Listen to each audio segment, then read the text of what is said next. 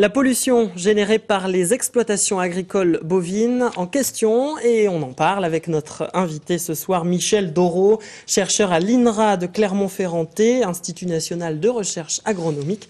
Bonsoir. Bonsoir. Et merci d'être avec nous. La semaine dernière, vous avez participé à un séminaire où il était question justement de la pollution générée par les exploitations agricoles. Rappelez-nous en deux mots, peut-être déjà pour commencer, qu'est-ce qui fait que les exploitations agricoles, et notamment les exploitations bovines, produisent des pollutions et notamment des gaz à effet de serre? Oui, tout d'abord, les exploitations agricoles produisent des gaz à effet de serre. Il y a d'autres types de pollution, comme ce dont on a beaucoup entendu parler, liés aux algues vertes, à la présence de nitrates.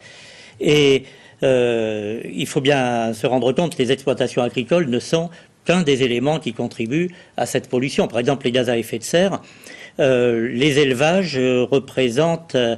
selon la manière de calculer, entre 9 et 13%. Oui, on n'est pas en train de dire que les agriculteurs bovins polluent, c'est bien ça que vous voulez préciser, j'imagine. Oui, mais il faut quand même que les agriculteurs, comme les autres, comme dans les autres secteurs de l'économie, et comme chacun de nous, fassent attention et prennent, si possible, des mesures. Alors, qu'est-ce qui produit concrètement des pollutions dans les exploitations ?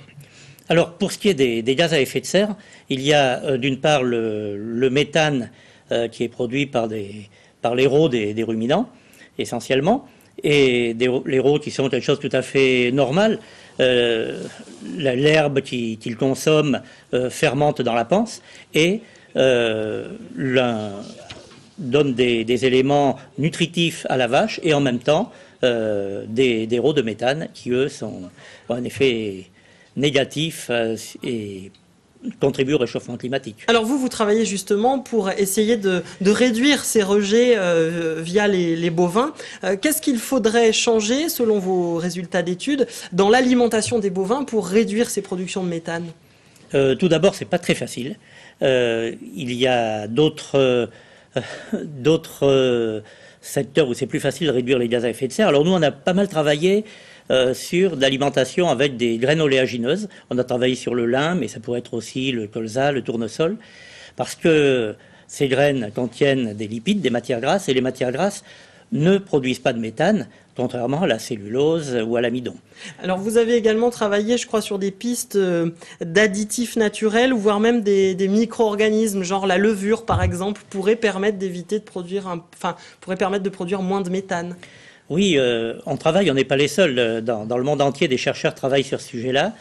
Et là, il reste encore pas mal de travail à faire pour arriver à trouver des produits, des extraits de plantes, par exemple, qui fassent baisser le méthane à long terme. Parce que...